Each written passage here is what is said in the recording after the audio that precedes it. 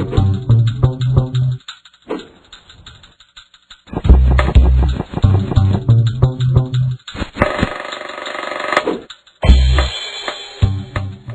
au Balade littéraire, Ania Berada. Donc avec ton premier roman, nous sommes ravis, Naja ou la survie, aux éditions Belfond.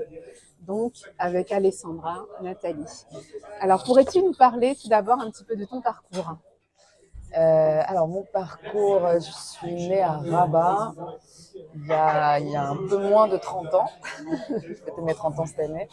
Et j'ai été au lycée français de Rabat, au lycée Descartes. Et puis après, je suis venue faire mes études en France. Donc j'ai fait une licence d'économie à Paris 1. Et puis après, j'ai étudié le journalisme au CELSA. Et puis après, j'ai travaillé en tant que journaliste. Et à un moment donné, j'avais envie d'écrire. Donc je me suis écartée un peu du journalisme pour travailler à temps plein sur ce livre qui est paru il y a 2-3 semaines.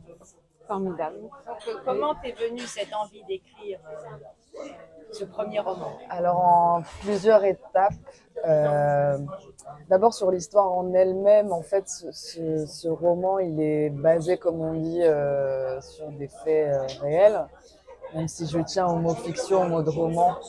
Mais c'est vrai que cette histoire, j'ai grandi avec, donc j'ai toujours eu envie, d'une certaine façon, de la relater, mais je ne savais pas quelle forme, quel format, et puis à un moment donné, j'ai pris goût à l'écriture et j'ai compris à ce moment-là que cette histoire, j'avais envie de la raconter en fiction, quoi, en roman. Et j'ai pris goût à l'écriture parce que j'ai fait une rencontre qui a été très importante pour moi et qui est la dédicace en exergue du livre. C'est cette romancière qui s'appelle Joëlle Guillet qui nous a quittés il n'y a pas très longtemps et je voulais lui rendre hommage dans ce livre parce qu'elle animait un atelier d'écriture à Paris 1 et quand je suis arrivée à Paris en 2010, j'y allais et toutes les semaines on écrivait en haut de la Tour Tolbiac dans le 13e pour ceux qui connaissent. Et c'est à partir de ce moment-là qu'est née l'envie vraiment d'écrire. Et puis il y a eu la rencontre avec cette histoire et puis ça a donné ce roman. Bon, alors, donc de ce roman, Naja ou la survie, chez Belfond, Ania Berada, dis-nous, raconte-nous l'histoire. Alors l'histoire, c'est le parcours d'une femme sur 20 ans. Quand le livre s'ouvre, on est à la fin des années 90 et quand il se referme, on est en 2018.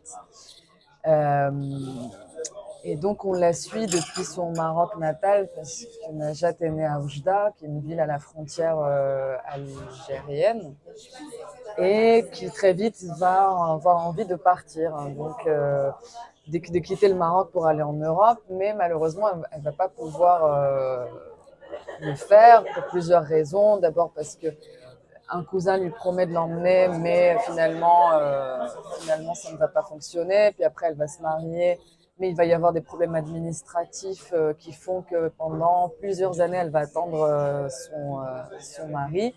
Et puis, ils se sont mariés. Ils se sont mariés, et puis elle va l'attendre, puis ça ne va pas se faire parce qu'il va y avoir des complications administratives. Et puis la deuxième partie du livre, c'est la partie française, quand enfin elle arrive en France. Et là encore, elle va avoir des problèmes de papier. Donc c'est vrai que l'administration, c'est un personnage à part entière dans ce livre parce qu'elle traverse en gros toute sa vie, quoi. Donc, oui, c'est ce qui m'a interpellée, c'est le mauvais œil. On a l'impression, à chaque fois, il y a des barrières ou des choses qui font qu'elle n'arrive pas. Exactement, c'est le roman de la femme empêchée, entravée dans ses envies, ses ambitions. C'est-à-dire qu'elle va faire face à beaucoup, j'allais dire, de violence, de déterminismes sociaux, de violence même de la part des hommes, de la part de l'administration, de la part des hommes politiques. Enfin, il y a tout un ensemble, disons, de freins qui pèsent sur sa vie, qui constituent comme ça une espèce de chape de plomb qui fait qu'elle est un peu entravée dans sa vie. Et c'est vrai que c'est facile de s'identifier parce que au-delà de cette situation-là, beaucoup de personnes peuvent vivre une frustration dans la poursuite de leurs rêves. Je trouve que ce thème est très intéressant. Et alors le personnage, comment l'inspiration t'est venue pour créer ce personnage, Naja? C'est un personnage qui est un peu universel et je pense qu'on peut... Il y a plein de femmes marocaines, je pense, de milieux populaires, de classe moyenne inférieure, on va dire, pour aller vite, qui peuvent s'identifier parce que c'est un peu là, elle fait face, quand elle est au Maroc, en tout cas, au manque de perspectives économiques, au chômage. Tout ça frappe de plein fouet la jeunesse marocaine et les femmes très spécifiquement, parce que les femmes, quand on regarde les chiffres, le taux de chômage chez les femmes et chez les jeunes femmes qui ont fait des études, donc là, vraiment, typiquement, le profil de Najat est le plus élevé au Maroc. Donc vraiment, c'est, j'allais dire, la catégorie qui est le plus frappée par ça. Et ressens-tu quand même une évolution par rapport à ça avec le temps qui passe? Est-ce que tu sens qu'il y a des choses qui s'améliorent? J'ai l'impression que les choses s'améliorent au Maroc, oui. Euh, Après, bon, évidemment, c'est pas à la hauteur des attentes de la population, mais j'ai quand même l'impression globalement, avec le recul que j'ai, parce que moi je ne vis pas au Maroc au jour le jour, donc je pourrais pas être un témoin, disons, extrêmement légitime à dire les choses de l'intérieur, mais en tout cas avec ma vision extérieure, j'ai quand même l'impression quand je rentre que les choses ont bougé et vont mieux. Voilà. Ouais, positif. C'est plutôt Faut garder positif. l'espoir. Ouais, j'ai l'impression. Formidable. Les livres jouent un grand rôle, les livres qu'on lit dans l'écriture. Et on voulait te poser la question de ton livre préféré, celui qui t'a le plus marqué. Bah, moi, mon livre préféré, c'est qui m'a le plus. Je ne sais pas si c'est mon livre préféré maintenant avec les années qui ont passé, mais en tout cas, celui qui m'a le plus marqué, c'est Le Voyage au bout de la nuit de Céline, parce que ça a été le premier livre que j'ai lu, disons, et qui m'a donné envie d'écrire, quoi. J'ai senti que cet auteur, quand il écrivait, il y avait une sorte de jouissance, de jubilation qu'il ressentait. Je sentais qu'il y avait une espèce de fièvre qui le gagnait. Et ça m'a donné envie, moi, d'expérimenter ça, quoi. Parce que je me suis dit, il peut y avoir un vrai bonheur, un vrai plaisir dans l'acte d'écrire. Et ça m'a donné envie, véritablement, pour la première fois, de poser des mots sur un papier. Donc, pour ça, il m'a marqué. Et comme justement, et comment l'as-tu ressenti du fait de passer du métier de journaliste à l'écriture? As-tu réussi à ressentir